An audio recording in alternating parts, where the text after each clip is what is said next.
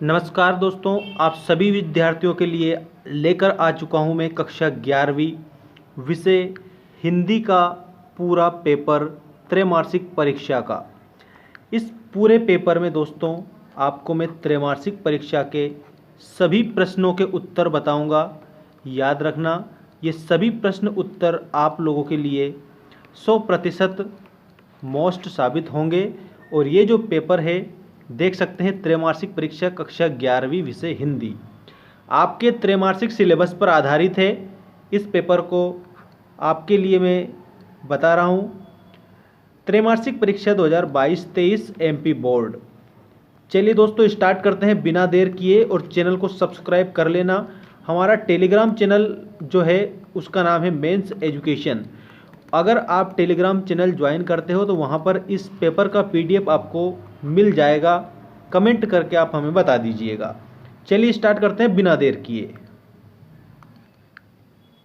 ये देख सकते हैं आपके सामने आ चुका है त्रैमासिक परीक्षा कक्षा 11वीं विषय हिंदी का रियल असली पेपर है दोस्तों। ये आपके सिलेबस पर आधारित, ठीक है, किसी भी प्रकार का वायरल पेपर नहीं है। ये पेपर हमने ही बनाया है आप लोगों के लिए, ताकि आपको एक आइडिया हो जाए कि किस प्रकार से आपके त्रैमासिक परीक्षा में पेपर आने वाला है। 80 नंबर का पेपर आएगा, 2.5 घंटा रह गया, ठीक है। देख सकते हैं अब सारा पेपर हम डिस्कस करेंगे। यहाँ जितना भी दिया गया है पूरे 23 के 23 ही क्वेश्चन सिलेबस पर आधारित 100% आपकी परीक्षा में देखने को मिल सकते हैं दोस्तों। तो अच्छे से इस पूरे पेपर को आप कंप्लीट करिएगा। देख सकते हैं आपका सही विकल्प चुनकर लिखिए। पहला क्वेश्चन 6 अंक का, उत्तर भी मैं बता रहा हूँ तो नोट कर लीजिएगा। उत्तर सही विकल्प चुनकर लिखिए, 6 अंक का है प्रश्न। पहला देखिए, इसमें प्रेमचंद का मूल नाम था। डायरेक्ट उत्तर याद रखना, धनपत राय।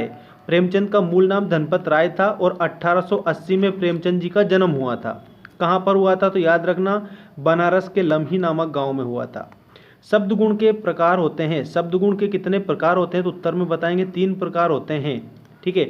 एक तो होता है माधुर्य गुण, दूसरा होता है ओज गुण, और तीसरा होता है प्रसाद गुण।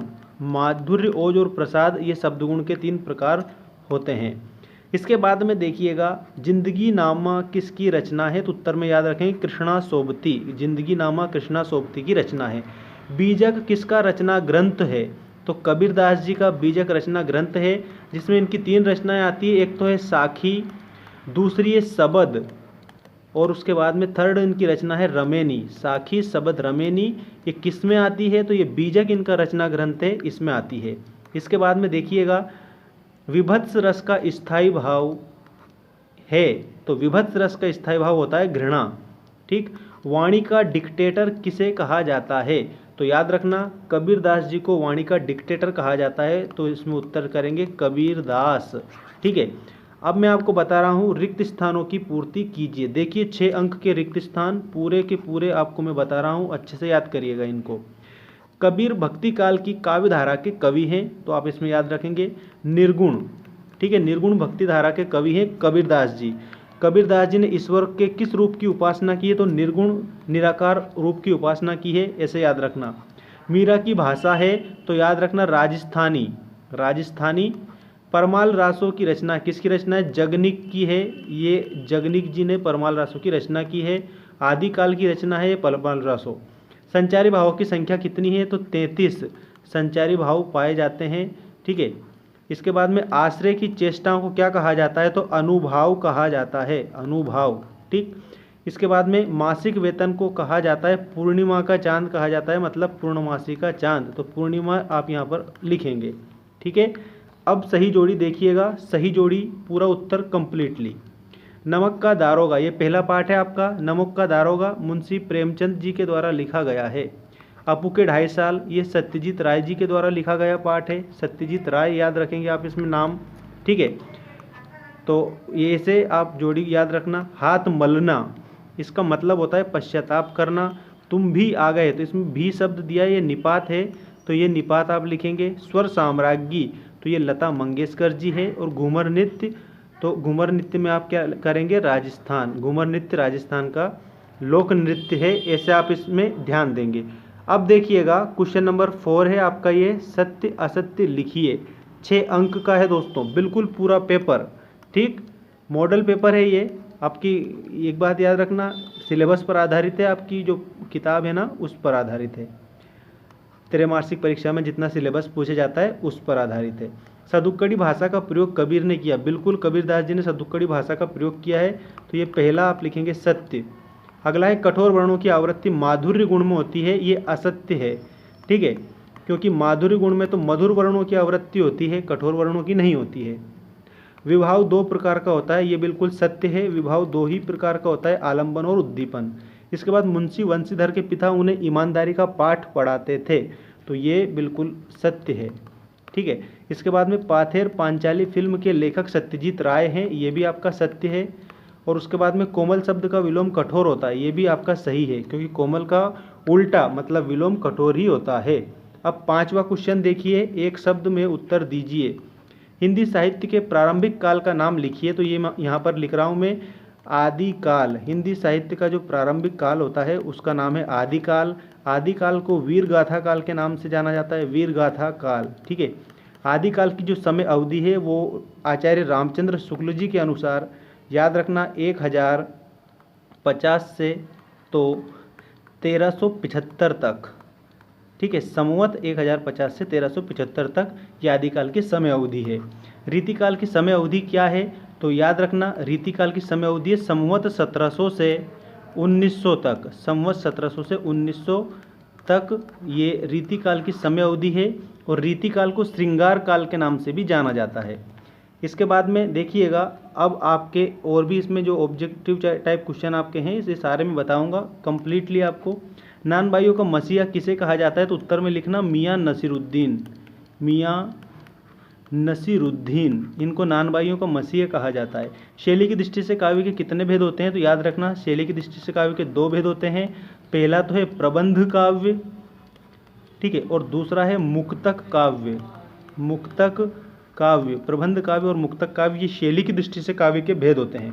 पृथ्वीराज रासो किसकी रचना है? तो याद रखना, पृथ्वीराज रासो जो है चंदवरदाई की रचना है। चंदवरदाई की रचना है पृथ्वीराज रासो। और ये आदिकाल की रचना है, ये भी आपको मैं बता देता हूँ, आदिकाल की रचना है ये। ठीक है, अगला देखिएगा, आचार्य रामचंद्र शुक्ल ने हिंदी पद्य साहित्य के इतिहास को कितने कालों में विभाजित किया है? तो जो आचार्य रामचंद्र शुक्ल जी हैं, इन्होंने हिंदी के पद्य साहित्य के इतिहास को 4 कालों में बांटा है। ठीक, क्वेश्चन 6 देखिए, किन्हीं दो महाकाव्यों के नाम है वो उनके रचनाकार का नाम बताइए। तो रामायण महाभारत बता देंगे। रामायण की रचना याद रखना वाल्मीकि जी ने की और महाभारत की वेदव्यास जी ने की है। इसके अलावा मीरा जगत को देखकर क्यों रोती है, इसको भी आपको कंप्लीट करना है। ठीक, इसके बाद में भक्तिकाल की विशेषताएं, श्रृंगार रस की परिभाषा, मुहावरा किसे कहते हैं ये समझिए। ऐसा वाक्यांश जो अपने सामान्य अर्थ को छोड़कर किसी विशेष अर्थ का बोध कराता है उसे हम मुहावरा कहते हैं। जैसे 9 2 11 होना, भाग जाना। ठीक, इस प्रकार से। संधि किसे कहते हैं? तो दो वर्णों के मेल को संधि कहते हैं। संधि 3 प्रकार की होती है, स्वर संधि, व्यंजन संधि और विसर्ग संधि। इसके बाद में देखिए सारे क्वेश्चन।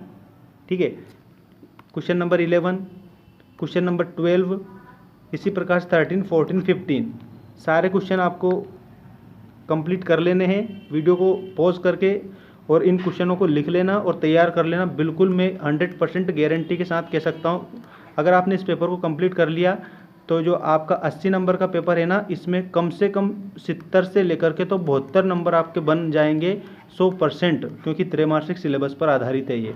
ठीक, 16वें क्वेश्चन में मीराबाई अथवा कबीरदास जी का दोनों में से एक का जीवन परिचय लिखना है आपको। 17वें क्वेश्चन में आपको मुंशी प्रेमचंद अथवा कृष्णा सोबती दोनों में से एक का जीवन परिचय लिखना है। 18वें क्वेश्चन में मुहावरों का अर्थ लिखकर वाक्यों में प्रयोग करना है। अंधे की लाठी, इसका मतलब होता है एकमात्र सहारा। ठीक है, एकमात्र सहारा। और उसके बाद में अपने मुँह मियाँ मिट्टू बनना, मतलब स्वयं अपनी प्रशंसा करना। श्री गणेश करना, मतलब कि कार्य प्रारंभ करना। इसके बाद में क्वेश्चन नंबर 19 देखिएगा।